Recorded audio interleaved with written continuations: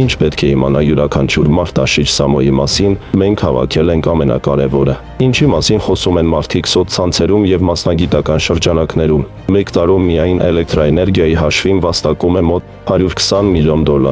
Դրան գումարած շինարարական ընկերությունները, ռեստորանային բիզնեսը եւ եւս մոտ 10 ոլորտ, որտեղ խոսում են ժողովրդի գրպանից հանված ահռելի գումարներ։ Բյուջեն թալանվում է, աշխատակիցներին միտումնավոր ձևակերպում է նվազագույն աշխատավարձով, իսկ գումարի մի մասը տալիս ծրարով պակաս հարկեր վճարելու համար։ Դպրոցների եւ այլ շինությունների շինարարության ժամանակ զանգվածային յուրացումներ է իրականացնում։ Աբսուրդն այն աստիճանի է հասել, որ նույնիսկ վարչապետն է բացահայտել, թե ինչպես են Տաշիչ Սամոյի մարդիկ մարզադահլիճների լոգարանները գողանում։ Կրկեսի շենքը գրեթե 15 տարի չի շահագործվում։ Անվերջ վերանորոգումների անվան տակ այնտեղ փողերի լվացում է իրականացվում։ Կառավարությունը պարտավոր է պատասխանատվության ենթարկել նրան, բայց Փաշինյանի շրջապատում կան պաշտոնյաներ, որոնք դիտավորյալ չեն կիրառում պատժամիջոցներ ու աչք են փակում կատարվողի վրա։ Եթե շենքը չի շահագործվում, պետք է քանդել այն եւ հողատարածքը վերադարձնել պետությանը, որովհետեւ հողը նրան չի պատկանում։ Արդեն 4-րդ տարին նրա ընտանիքը դաժանաբար կոտորում է ուկրաինահայերին։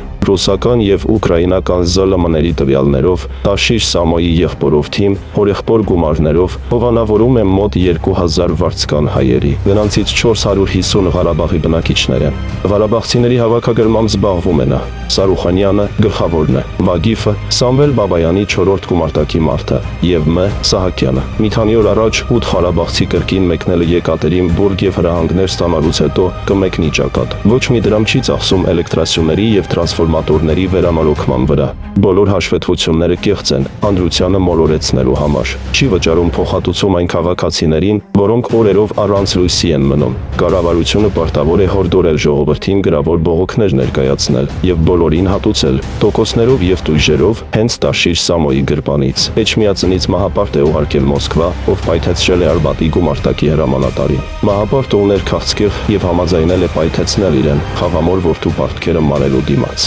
Վեճը կապված էր Դոնբասի բիզնեսի բաժանման հետ։ Ռուսաստանում սպանել եւ առևանգել է ավելի քան 15 առևտրի կենտրոնների եւ ընկերությունների ղեկավարների։ Նրանց ունեցվածքը ռուս գործընկերների հետ կիսելու համար։ Պաշտպանում է Ռուսաստանի շահերը եւ թքած ունի Հայաստանի վրա։ Վճարել է $30 միլիոն Գարեգինին, որպեսզի Քրիստոսի սրբապատկերի կողքին կախեն իր եւ կնոջ պատկերը։ Տարվա մեջ մեկ անգամ զոհաբերում է հոտած $1 միլիոն։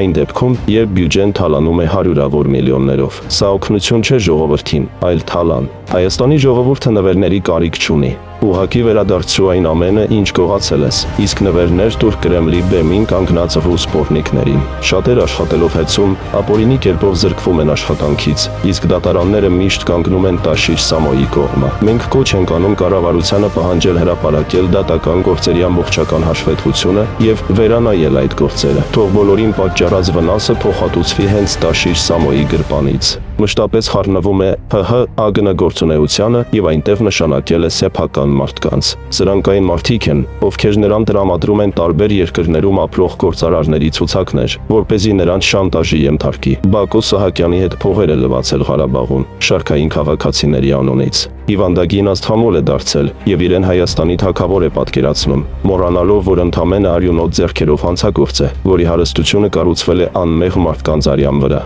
Տաշիչ Սամոն պետք է վերադարձնի այն ամենը, ինչ գողացել է Հայաստանի ժողովրդից։ Սա պետություն է, իսկ մոնոպոլիստները չպետք է ղեկավարեն ժողովրդին։ Եվ վերջում, մի սպասեք որևէ լավ բան այն մարդուց, ով ունի $1 միլիարդ 600 միլիոն,